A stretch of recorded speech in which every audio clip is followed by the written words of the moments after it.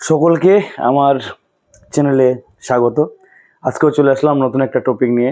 আজকে আমরা একটা নতুন টপিক শিখব, যেটাকে আমরা বলছি তড়িৎচুম্বকত্ব বা ইলেকট্রোম্যাগনেটিজম। ক্লাস 10-এ আমরা দেখতে দেখতে এর আগে 10টা ভিডিও কমপ্লিট করেছি। 10টা ভিডিওতে আমরা ডিটেলসে ভৌতবিজ্ঞানের যে চলতরিৎ চ্যাপ্টার আছে তার বিভিন্ন বিষয়গুলো নিয়ে পড়াশোনা করছি। আজকে আমরা চলে আসলাম পড়তে, সেটা হচ্ছে তড়িৎচুম্বকত্ব বা ইলেকট্রোম্যাগনেটিজম। এখানে আজকে আমরা কি কি আলোচনা করব সেগুলো একটু দেখে নিই, তারপর আমরা শুরু করব। প্রথমে শুরু করবো আমরা চুম্বকের প্রাথমিক ধারণা। অনেকে ভুলে যায়, ক্লাস 10-এ উঠে আগে 7-8 হয়তো ছিল চুম্বক সম্পর্কে বেসিক ধারণা, সেটা আমরা একটু আবার একটু রিভিশন করে নেব। তড়িৎ প্রবাহের চুম্বকীয় ফল, যেখানে অরস্টেডের পরীক্ষা, এখান থেকে শুরু হয়েছে চুম্বক ক্ষেত্রের মেন যে আলোচনা। ঠিক আছে, চুম্বক ক্ষেত্রের অভিমুখ, আমরা চুম্বক ক্ষেত্র যে সৃষ্টি হচ্ছে তার অভিমুখ কি করে নির্ণয় করা হয়, অর্থাৎ এম্পিয়ারের সন্তরণ নিয়ম, দক্ষিণ মুষ্টি নিয়ম আমরা বুঝে নেব। তারপর সলিনয়েড, এটা আমরা কি তড়িৎ চুম্বকের যে একটা প্রকার, সেটা দেখে নেবো। এবং সলিনয়েডের মেরুটা আমরা কি করে খুঁজে পাবো, এটা খুব ইন্টারেস্টিং ট্রিকের মাধ্যমে দেখে নেবো। চুম্বক ক্ষেত্রে পরিবাহী তারের উপর ক্রিয়াশীল বল, অর্থাৎ চুম্বক ক্ষেত্রে যদি কোনো পরিবাহী তার থাকে তার উপর কিভাবে বল ক্রিয়া করে, অর্থাৎ ফ্লেমিংয়ের বামস্থ নিয়মটা আজকে আমরা আলোচনা করব, এবং সেই সঙ্গে বার্লো চক্র, এই সমস্ত বিষয়ে আমরা আজকে আলোচনা করব। তো প্রথমে শুরু করি চুম্বক দিয়ে, চুম্বকের প্রাথমিক ধারণা দিয়ে, এবং চুম্বক বলরেখা কি সেটা আমাদের আজকে বুঝতে হবে। তোমরা সবাই জানো চুম্বক, চুম্বক কাকে বলে? চুম্বক যখনই বলি আমাদের মনে একটা হয়তো ছবি এইভাবে মাথায় আসে, সিম্পল একটা ছবি আমাদের মনের মধ্যে চলে আসে, কি একদিকে নর্থ একদিকে সাউথ। চুম্বক কি? তাহলে চুম্বকের মধ্যে আমরা এটা একটা দণ্ড চুম্বক লিখেছি, প্রাকৃতিক চুম্বক।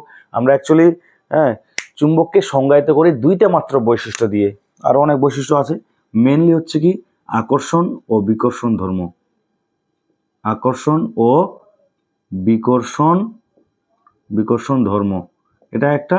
আর 2 নাম্বার হচ্ছে কি, 2 নাম্বার হচ্ছে দিক নির্দেশক ধর্ম। আমরা বুঝবো দিক নির্দেশক ধর্ম, দিক নির্দেশক ধর্ম।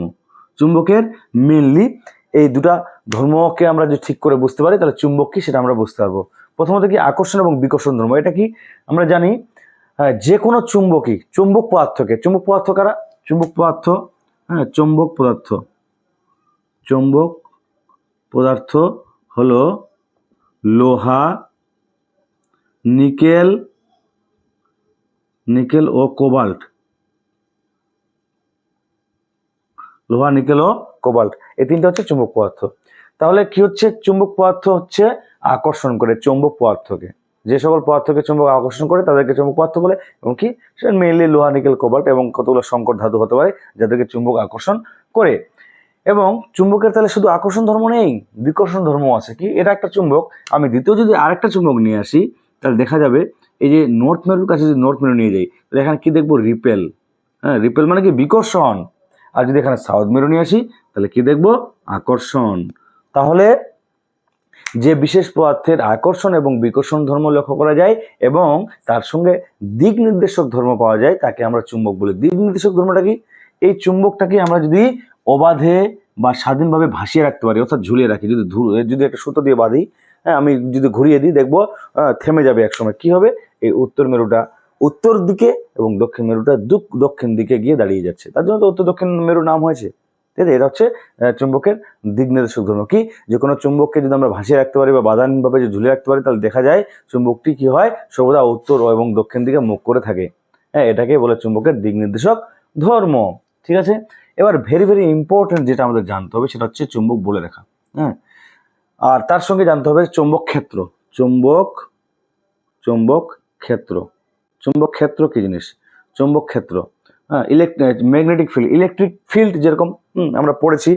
আমরা যদি দেখি আমার চ্যানেলে যদি তুমি যাও এবং প্লে লিস্টে যদি দেখো তাহলে 2 নাম্বার চ্যাপ্টারে তোমরা চুম্বক ক্ষেত্র পেয়ে যাবে। চুম্বক ক্ষেত্র কি, কোনো একটা তড়িৎ আধান যদি থাকে তাহলে তার একটা প্রভাব, অর্থাৎ তার একটা নির্দিষ্ট, তার চারিদিকে একটা নির্দিষ্ট অঞ্চল পর্যন্ত তার প্রভাব অনুভূত হয়, সেটা হচ্ছে কি, সেটা হচ্ছে তার তড়িৎ ক্ষেত্র। এবং চুম্বকও কি, চুম্বকের একটা এই চুম্বক দ্বিতীয় একটা আরেকটা চুম্বক নিয়ে এসেছি, তাই তো?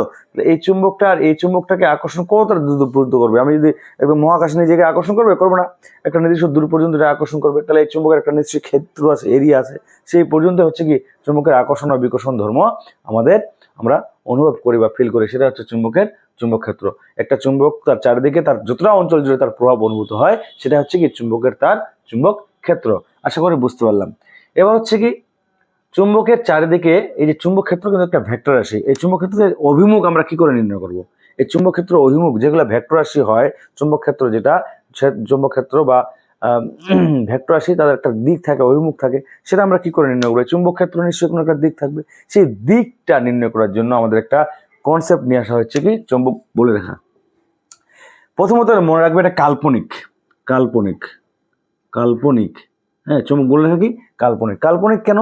কারণ হচ্ছে আমরা চুম্বকের চারিদিকে কখনো চোখ দিয়ে দেখতে পাবো না, এটা কল্পনা করে নেওয়া হয়েছে, এবং কল্পনাটা হচ্ছে পরীক্ষালব্ধ, পরীক্ষা করে করে সেটাকে যাচাই বাছাই করে এবং সিদ্ধান্ত নিয়ে এসেছে যে এটা আছে। তাহলে সেই জিনিসটা কি, যদি কোনো একটা চুম্বক ক্ষেত্রে যদি আমরা একটা বিচ্ছিন্ন উত্তর মেরু, আমরা জানি বিচ্ছিন্ন মেরু কিন্তু পাওয়া যায় না, বিচ্ছিন্ন মেরু কখনোই পাওয়া যায় না, একক মেরুর অস্তিত্ব নেই। চুম্বক মানেই আমরা যতটাই ছোট করে পরমাণু লেভেল পর্যন্ত চলে যাই, তাহলে সেখানেও আমরা দুইটা মেরু পাবো। হ্যাঁ, সিঙ্গেল মেরুর অস্তিত্ব কিন্তু চুম্বকের ক্ষেত্রে নেই। আমরা সবসময় কি হয়, ডবল মেরু, উত্তর মেরু দক্ষিণ মেরু থাকবেই। বিচ্ছিন্ন মেরু তাহলে কি, মানে কোনো একটা যদি আমরা বিশাল বড় এরকম একটা পরীক্ষা করি, একটা জলের যদি আমরা এখানে চুম্বকটাকে যদি ভাসিয়ে রাখতে পারি তাহলে দেখবো, এবং যদি আমরা একটা লম্বা যদি চুম্বক নিই, নিয়ে এটাকে আমরা শোলা দিয়ে আটকে রাখলাম, এটা নর্থ মেরু, এটা সাউথ মেরু, তাহলে কি দেখা যায়?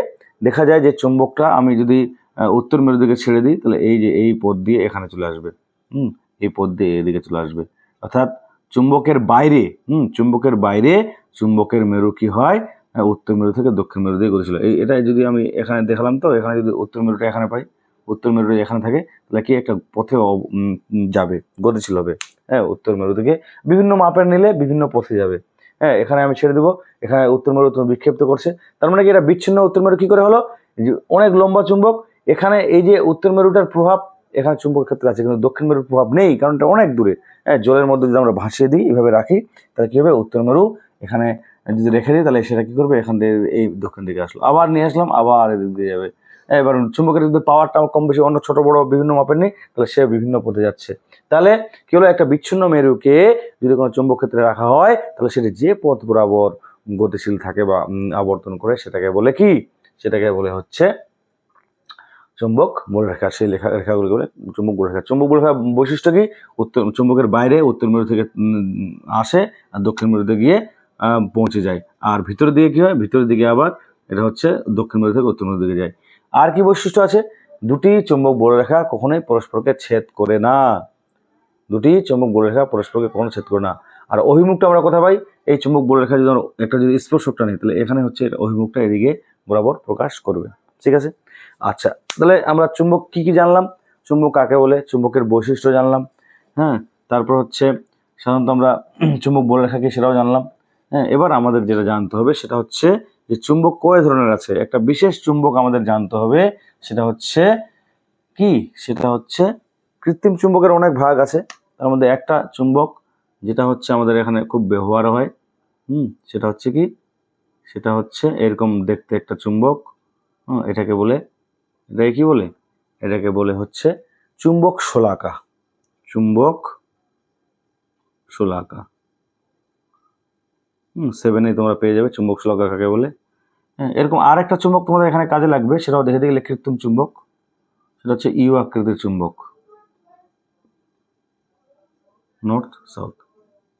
হ্যাঁ, এটা হচ্ছে অক্ষক্ষুর আকৃতি বা ইউ আকৃতির চুম্বক, ইউ আকৃতি বা অশ্বক্ষুর আকৃতির চুম্বক। চুম্বক শলাকা কাকে বলে প্রথমে আমরা দেখে নিই। চুম্বক শলাকা হচ্ছে যে চুম্বকের মাঝখানটি মোটা এবং দুই প্রান্ত ক্রমশ সরু এবং যা একটি অবলম্বনকে কেন্দ্র করে ওবাদে ঘুরতে পারে, তাকে বলে চুম্বক শলাকা। বুঝতে পারলাম? আরেকবার বলছি, যে চুম্বকের মাঝখানটি মোটা বা চেওড়া এবং দুই প্রান্ত ক্রমশ সরু এবং যা একটি অবলম্বনকে কেন্দ্র করে ওবাদে ঘুরতে পারে, মানে কি, এই যে এখানে এমন ভাবে আছে যে এটাকে আমি এদিকে সরাতে পারি, চারিদিকে বর্ণন করে ঘোরাতে পারি, তাহলে কি হবে, যতই ঘুরে দিই না কেন, সেটা হচ্ছে উত্তর দিকে উত্তর মেরু মুখ করে থাকবে আর দক্ষিণ দিকে দক্ষিণ দক্ষিণ মেরু দক্ষিণ দিকে করে থাকবে। বোঝা গেল? তাহলে সেটাই হচ্ছে চুম্বক শলাকা। আর এই যে ইউ এর মতো দেখতে, তাদের এটাকে ইউ নাম দিয়েছে। এটার কি কাজ? এই যে আমরা জানি চুম্বক, এখানে সুষম চুম্বক ক্ষেত্র পাবো, যেটা উত্তর মেরু থেকে দক্ষিণ মেরুতে যাবে। এই জায়গাটাতে আমরা সুষম চুম্বক ক্ষেত্র পাবো। পরে যখন আমরা বৈদ্যুতিক মোটর পাবো বা অন্য কিছু পাবো, সেটা আমরা এখানে কাজে লাগাতে পারবো। তাহলে এই দুটো কিন্তু খুবই ইম্পর্টেন্ট চুম্বক। ঠিক আছে, তাহলে আমরা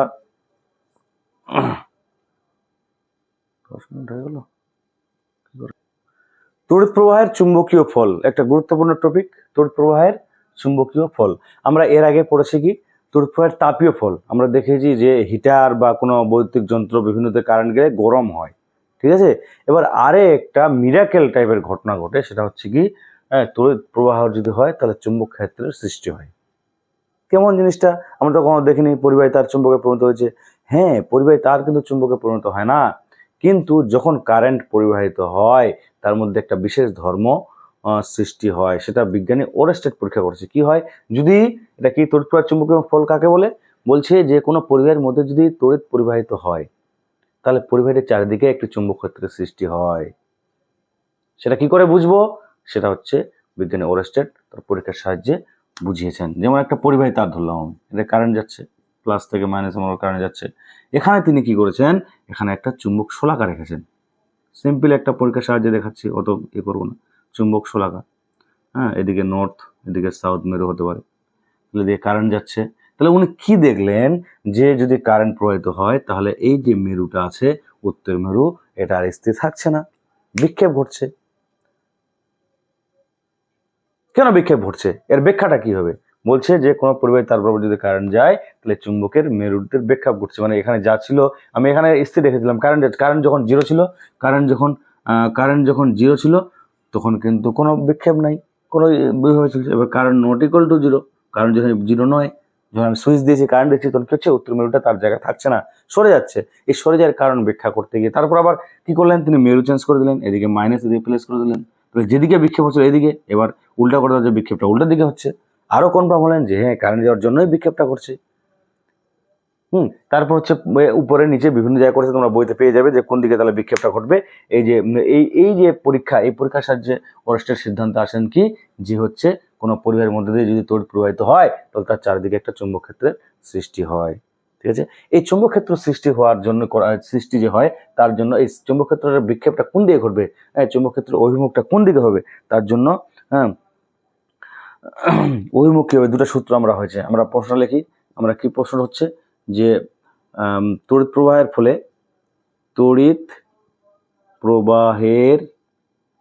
ফলে যে চুম্বক ক্ষেত্রের সৃষ্টি হয়, চুম্বক ক্ষেত্রের সৃষ্টি হয় তার অভিমুখ কিভাবে নির্ণয় করা যায়? তার অভিমুখ আমরা কিভাবে নির্ণয় করব? তার অভিমুখ কিভাবে নির্ণয় করা হয়? এর জন্য দুটো সূত্র আছে। একটা হচ্ছে অ্যাম্পিয়ারের সন্তরণ নিয়ম। প্রশ্নটা বুঝতে পারলে তোমরা? তড়িৎ প্রবাহের ফলে যে চুম্বক ক্ষেত্রের সৃষ্টি হয় তার অভিমুখ কি করে আমরা নির্ণয় করব? এর জন্য দুটো সূত্র আছে। দুটো সূত্র কি? একটা হচ্ছে অ্যাম্পিয়ারের সন্তরণ নিয়ম, পরীক্ষায় তোমাদের আসে, পড়তে হবে। অ্যাম্পিয়ারের সন্তরণ নিয়ম আর দক্ষিণ মুষ্টি নিয়ম। একটু বলে দিই অ্যাম্পিয়ারের সন্তরণ নিয়মটা কি। অ্যাম্পিয়ারের সন্তরণ নিয়ম ভেরি ভেরি ইম্পর্টেন্ট তোমাদের জন্য, এগুলা ইম্পর্টেন্ট খুবই। অ্যাম্পিয়ারের সন্তরণ নিয়ম। একজন কাল্পনিক সাঁতারু, কাল্পনিক সাঁতারু মানে তোমরা জানো, কাল্পনিক সাঁতারু লিখলাম। কাল্পনিক সাঁতারু একটি পরিবাহী তার বরাবর তড়িৎ প্রবাহ অভিমুখে যদি সাঁতার কাটে তাহলে কি হয়? যে চুম্বক শলাকা উত্তর মেরুর বিক্ষেপ কোন দিকে ঘটবে? লোকটির বাঁ হাত যেদিকে থাকবে সেদিকে। আবার বলছি, কোনো কাল্পনিক সাঁতারু কোনো তড়িৎ প্রবাহী তার বরাবর, যদি কাল্পনিক সাঁতারু মানে কি, আমরা সাঁতার কোথায় কাটে? জলে সাঁতার কাটে। সন্তরণ নিয়ম মানে হচ্ছে সাঁতার কাটার নিয়ম। কোনো একজন সাঁতারু কোথায় সাঁতার কাটে? নিশ্চয়ই পুকুরের জলে বা নদীর জলে বা সমুদ্রের জলে হোক সাঁতার কাটে। তাহলে এবার তারের বরাবর কি সাঁতার কাটতে পারে না? তার জন্য এখানে নাম দিয়েছে কাল্পনিক সাঁতারু। কোনো কাল্পনিক সাঁতারু যদি কোনো তড়িৎবাহী তার বরাবর কোনো চুম্বক শলাকার উত্তর মেরুর দিকে মুখ করে, এটা উত্তর মেরুর নাম দিলাম, উত্তর মেরুর দিকে মুখ করে যদি সাঁতার কাটে তাহলে কি দেখা যায় যে কোন দিকে বিক্ষেপ ঘটবে। আমরা এর আগে পড়লাম, ওরস্টেড বলেছে, বলছে লোকটির বাম হাত যেদিকে থাকবে, হ্যাঁ, উত্তর মেরুর বিক্ষেপ সেদিকেই ঘটবে। হ্যাঁ, তাহলে কোন দিকে বিক্ষেপ ঘটবে সেটা আমরা সূত্রের সাহায্যে পেলাম। আর একটা কি, দক্ষিণ মুষ্টি নিয়ম, দক্ষিণ মুষ্টি নিয়ম। এই নিয়মের সাহায্য আমরা কি করতে পারি, এই নিয়মের সাহায্য আমরা হচ্ছে যে চুম্বক ক্ষেত্র সৃষ্টি হচ্ছে তার অভিমুখটা নির্ণয় করতে পারি। চুম্বক ক্ষেত্র অভিমুখ বলরেখা দ্বারা নির্দেশ করা যায়। বলছে কোনো একটা পরিবাহী তারকে, এই যে মার্কারটাকে আমি যদি পরিবাহী তার ভাবি, কোনো পরিবাহী তারকে যদি আমরা দক্ষিণ ডান হাত দিয়ে যদি এমনভাবে আবদ্ধভাবে ধরি এবং বুড়ো আঙুলটা যদি তড়িৎ প্রবাহ মাত্রার অভিমুখকে নির্দেশ করে, তাহলে বাকি যে আর 4টা আঙ্গুল আছে তারা কি করবে, তারা হচ্ছে তড়িৎ বলরেখার অভিমুখকে নির্দেশ করে, তড়িৎ বলরেখার অভিমুখকে বা চুম্বক ক্ষেত্রের অভিমুখকে নির্দেশ করে। এই যে পরিবাহী তার, আমি যদি এটাকে যদি জড়িয়ে ধরি আঙুল দিয়ে, হ্যাঁ, আঙুল দিয়ে যদি জড়িয়ে ধরি, হ্যাঁ, তাহলে বুড়ো আঙুল এদিকে থাকবে, এই বুড়ো আঙুল এদিকে থাকবে, এটা প্রবাহ মাত্রার অভিমুখ নির্দেশ করছে। তাহলে বাকি যে আঙুলগুলো আছে এই আঙুলগুলো কি করবে, এই আঙুলগুলো হচ্ছে তড়িৎ বলরেখা এইভাবে আসে, এই তড়িৎ বলরেখা যেভাবে চারিদিকে আসে সেটাকে নির্দেশ করবে। ওটা পরিবাহী তারের চারিদিকে চুম্বক বলরেখার সৃষ্টি হচ্ছে, সেটা এইভাবে হচ্ছে। ঠিক আছে, তাহলে আমরা দক্ষিণ মুষ্টির নিয়মও বুঝতে পারলাম। ঠিক আছে, তাহলে আমরা এবার দেখবো হচ্ছে চুম্বক বলরেখা কাকে বলে। চুম্বক বলরেখা তো বুঝে নিয়েছি, এবার আমরা দেখবো সলিনয়েড কাকে বলে। সলিনয়েড কাকে বলে সেটা আমরা দেখে নেব। সলিনয়েড ও তার মেরু, সলিনয়েড ও তার মেরু। সলিনয়েড কোন একটা পরিবাহী তার, কোনো অন্তরিত তারকে যদি আমরা পেঁচা এইভাবে দিই, বেড়ার সঙ্গে যদি যুক্ত করি তাহলে কি হয়, হ্যাঁ, সলিনয়েড কাকে বলছে, সলিনয়েড হচ্ছে একটু অন্তরিত তারকে যদি আমরা কোনো একটা চোঙের গায়ে যদি স্প্রিং এর মতো একদম জড়িয়ে দিই, স্প্রিং দিয়ে কুণ্ডলি পাকানো বহু সংখ্যক পাক যদি আমরা তৈরি করে দিই, তাকে বলছে সলিনয়েড। এই সলিনয়েডটা কিসের মতো, একটা দণ্ড চুম্বকের মতো আচরণ করে, হ্যাঁ, তড়িৎ চুম্বক কিন্তু দণ্ড চুম্বকের মতো আচরণ করে। তাহলে এর মেরু তৈরি হবে, কোন দিকে মেরু সৃষ্টি হবে সেটা কি করে বুঝবো, এই যে আমরা এই যে কারেন্ট যে যদি দেখি ক্লকওয়াইজ না অ্যান্টি ক্লকওয়াইজ, যদি এইদিকে যদি ক্লকওয়াইজ যদি কারেন্ট হয়, ক্লকওয়াইজ এটা ঘড়ির কাঁটার দিকে না, ঘড়ির কাঁটা তো এদিকে ঘুরে, ঘড়ির কাঁটার দিকে, তাহলে আমার এখানে কি তৈরি হবে, তাহলে আমার হচ্ছে এখানে তাহলে এখানে আমার তৈরি হবে, এটা যদি আমরা দেখি এইভাবে, তাহলে এটা কি হচ্ছে, এটা হচ্ছে এদিকে, এটা যদি ঘুরিয়ে দিই তাহলে আমার কি হবে, ক্লকওয়াইজ যদি হয় তাহলে আমার হচ্ছে আমরা তাহলে ক্লকওয়াইজ যদি হয়,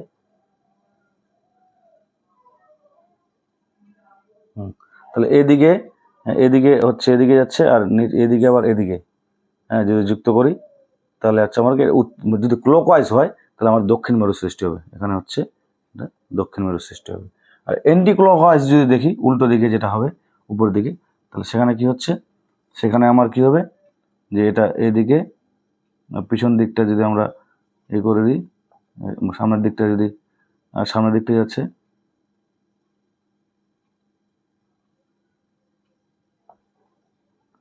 কেমন এমন তো, এদিকে আর এদিকে, তো এটা হচ্ছে নোট। যাই হোক অত কিছু করে নাই। যদি আমার ঘড়ি কাটার দিকে হয় তাহলে দক্ষিণ মেরু হবে, তারটার পাকটা দেখবো আমরা যে ঘড়ি কাটার দিকে না ঘড়ি কাটার বিপরীত দিকে। ঘড়ি কাটার দিকে হলে দক্ষিণ মেরু, আর ঘড়ি কাটার বিপরীত দিকে হলে আমার হচ্ছে কি হবে, উত্তর মেরু সৃষ্টি হবে সলিনয়েডের। তাহলে সলিনয়েড কি হলো, সলিনয়েড হলো একটি দীর্ঘ পরিবাহী অন্তরিত তার, যেটাকে আমরা কি করছি, কোনো চোঙ আকৃতির কোনো শেপের মধ্যে আমরা যদি বহু সংখ্যক পাক দিয়ে একটা কুণ্ডলী তৈরি করি, সেই কুণ্ডলীটাকেই আমরা হচ্ছে কি বলছি, স্প্রিং এর মতো থাকে যেটা, সেটাকে আমরা সলিনয়েড বলছি। এটা কি কাজে ব্যবহার করা হয়, এটা দণ্ড চুম্বক হিসেবে ব্যবহার করা হয়। মেরুর প্রকৃতি, মেরু কোন দিকে হবে, যেদিক থেকে দেখবো যে পাকটা ক্লকওয়াইজ না অ্যান্টি ক্লকওয়াইজ, যদি কারেন্ট যাচ্ছে প্লাস কারেন্ট ঢুকছে, যদি এটা ক্লকওয়াইজ ঢুকে তাহলে এখানে দক্ষিণ মেরু সৃষ্টি হবে, আর যদি অ্যান্টি ক্লকওয়াইজ যদি আমার কারেন্টটা যদি আবর্তন করে ঢুকে তাহলে সেখানে আমার দক্ষিণ মেরু সৃষ্টি হবে। আশা করি আমরা সলিনয়েড বুঝতে পারলাম। এরপরে আমরা একটা ইম্পর্টেন্ট টপিক দেখে নেব, সেটা হচ্ছে কি, সেটা হচ্ছে তড়িৎবাহী তার তড়িৎবাহী তার যদি কোথাও কোনো চৌম্বক ক্ষেত্রে থাকে, কোনো চৌম্বক ক্ষেত্রে চৌম্বক ক্ষেত্রে পরিবাহী তারের উপর ক্রিয়াশীল বলের অভিমুখ। আমরা এখানে একটা জিনিস বোঝার আছে যে আমরা কি দেখলাম যে যদি আমরা কোনো তড়িৎবাহী তারের মধ্যে দিয়ে কারেন্ট যায়, তার চারিদিকে একটা চুম্বক ক্ষেত্র সৃষ্টি হচ্ছে, ঠিক? তাহলে একটা চুম্বক যদি থাকে এবং পরিবাহী যদি তারও হয়, তাহলে আমার কি হবে? চুম্বক ক্ষেত্র সৃষ্টি হচ্ছে এবং একটা চুম্বক আছে, তাহলে একটা বল তো কাজ করবে, আকর্ষণ বিকর্ষণ বল তো হবেই। চুম্বক আর চুম্বক, পরিবাহী তারপরে কারেন্ট যাচ্ছে, চুম্বক ক্ষেত্র সৃষ্টি হচ্ছে। একটা চুম্বক, ওর মধ্যে অলরেডি চুম্বক ক্ষেত্র আছে, তাহলে কোনো একটা প্রতিক্রিয়া বা কোনো একটা তো বল বা ফোর্স কাজ করবে কিনা? অবশ্যই করবে। সেই যে ফোর্সটা কাজ করছে, সেখানে আমরা ধরে নিচ্ছি কি যে তার, যেটা পরিবাহী তার, এই পরিবাহী তার আর নিচে একটা চুম্বক যদি থাকে, চুম্বকটাকে যদি আমরা চুম্বক যদি আমরা কি করি, যদি শক্তিশালী চুম্বককে আমরা যদি এখানে প্রডিউস করি, মনে করো একটা ইউ আকৃতির চুম্বকে দিলাম, ইউ আকৃতির চুম্বকে যদি আমরা সেট করি, তাহলে নর্থ থেকে সাউথ চুম্বক্ষেত্রের মধ্যে দিয়ে আমরা কারেন্ট পাঠিয়েছি, তাহলে এই যে তারটা আছে আর চুম্বকটা আমি নর্থে দেব না, তাহলে তো বল অনুভব করবে অবশ্যই, তাই না? যেমন এর আগে আমাকে তার যাচ্ছে চুম্বক শলাকার বিক্ষেপ ঘটছিল কিনা, এবং চুম্বকটাকে সরতে দেবো না, তাহলে তারটার উপর একটা বল প্রয়োগ হবে।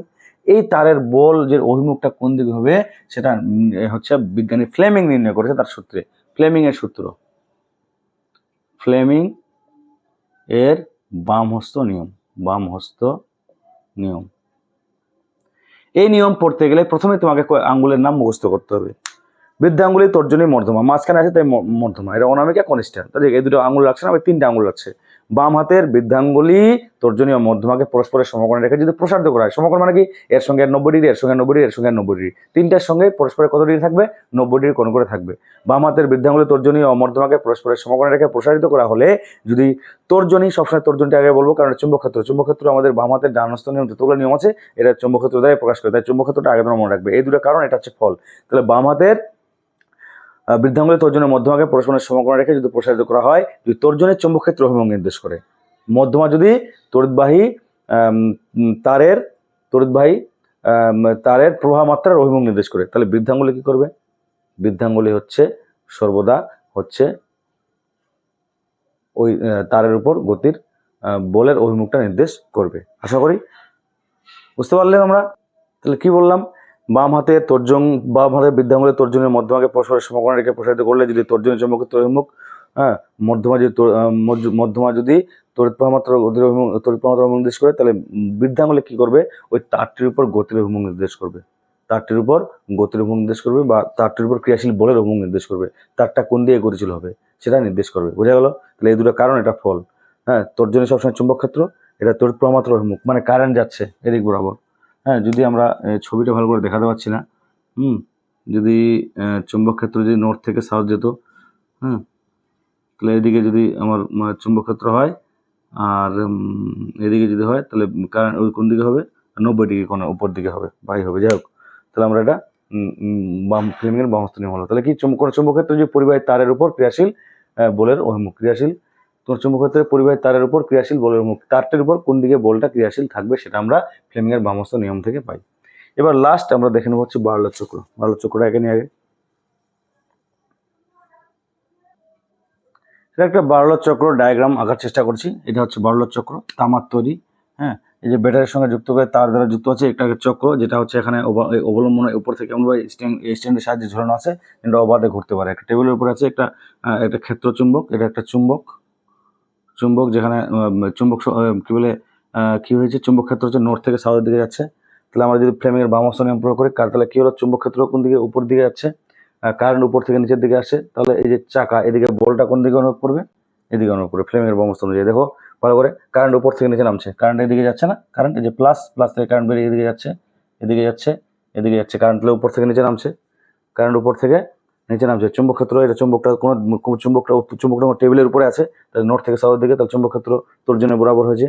তাহলে আমার এই যে দাঁড়, এই যে কি বলে চক্রটার মধ্যে যে নিচের দাঁড়টা আছে, যেটা পারদ, এখানে পারদ আছে, এখানে পারদ আছে, তাহলে পারদের সঙ্গে কারেন্টের সার্কিট ক্লিয়ার। আমরা যদি একটা সুইচ দিই এখানে, হ্যাঁ সুইচ যদি অন করি, তাহলে কী হবে, আমরা হচ্ছে এই যে বলটা অনুভব করবে কি আঙুল দ্বারা, বুড়ো আঙুল দ্বারা। তাহলে আমার এই যে বাহুতে বলটা এদিকে অনুভব করবে, ঠিক আছে। তাহলে গতিজাতের জন্য এটা ওদিকে চলে যাবে, তাহলে এটা এসে এখানে যুক্ত হবে। এইভাবে কী হবে, চাকাটা ঘুরতে থাকবে। এবার যদি আমি যদি ব্যাটারি যদি পোলারিটি চেঞ্জ করে দিই, এটা প্লাস মাইনাস, তাহলে কারেন্ট উপর দিয়ে ঘুরে যাবে, কারেন্ট উপর দিয়ে ঘুরে যাবে। তাহলে কারেন্ট যদি উপর দিয়ে ঘুরে যায়, তাহলে সেক্ষেত্রে কী হবে, সেক্ষেত্রে আমার এইভাবে ছবিটা এইভাবে হবে। চুম্বক ক্ষেত্র ওদিকে আছে, কারেন্ট উপর দিকে আছে, তাহলে চাকাটা কিন্তু কোন দিকে যাবে, গতিজাতটা এদিকে ক্রিয়া করবে। তাহলে এবার এটা চলে গেলো গতিজাতের জন্য, এটা সেখানে যুক্ত হবে, তো এদিকে আবর্তন করবে, ঠিক আছে। তাহলে এটা হচ্ছে বার্লা চক্রের একটা সিম্পল চিত্র।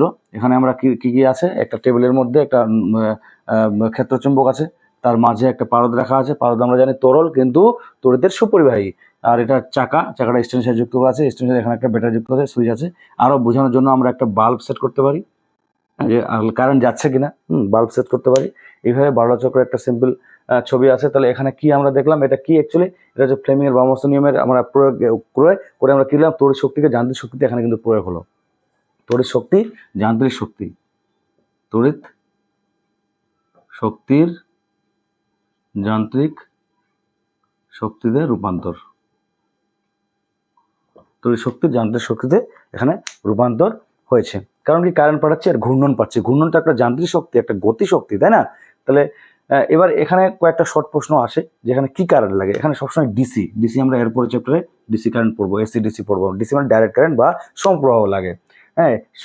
এসি কারেন্টে এই বার্লা চক্রের ঘূর্ণন হবে না, ঠিক আছে। কেন হবে না, তখন আমরা পরে বুঝে নেব। হ্যাঁ, তারপর কি, এখানে হচ্ছে ঘূর্ণনটা কার উপর ডিপেন্ড করবে, শক্তিশালী চুম্বক যদি ব্যবহার করি, কারেন্টের মানটা যদি বাড়ে, তাহলে ঘূর্ণন গতি কিন্তু আরও আমরা বাড়াতে পারবো, ঠিক আছে। আর অভিমুখটা কী করে চেঞ্জ করা যাবে, মেরুর পোলারিটি এটা চেঞ্জ করলে হবে। চুম্বকের যদি উল্টায় দিই, চুম্বকের মেরু যদি উল্টায় দিই, ব্যাটারি মেরু যদি উল্টায় দিই, তাহলে আমার কী হবে, আমার হচ্ছে এটা হচ্ছে ঘূর্ণন, চাকার ঘূর্ণন যেদিকে হচ্ছিল তার উল্টো দিকে হবে। এবার যদি আমরা যদি ব্যাটারি মেরু আর এটা দুটাই যদি চুম্বক, তাহলে যেদিকে হচ্ছিল সেদিকে হবে। আমরা যদি ব্যাটারির মেরু চেঞ্জ করি, চুম্বকের মেরু যদি চেঞ্জ করি, তাহলে কি দেখবো, যেদিকে ঘুরছিল বার্লা চক্র সেদিকে ঘুরবে। যে কোনো একটা চেঞ্জ করলে আমার বার্লা চক্রের ঘূর্ণন কিন্তু উল্টো দিকে হবে।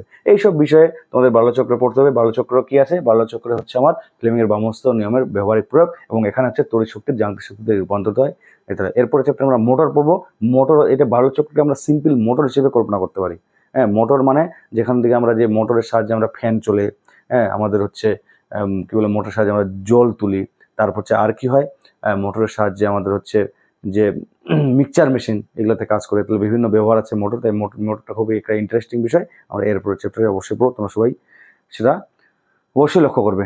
যদি ভিডিওটা তোমাদের উপকারে আসে, অবশ্যই সাবস্ক্রাইব করে সঙ্গে থাকবে। সবাইকে ধন্যবাদ।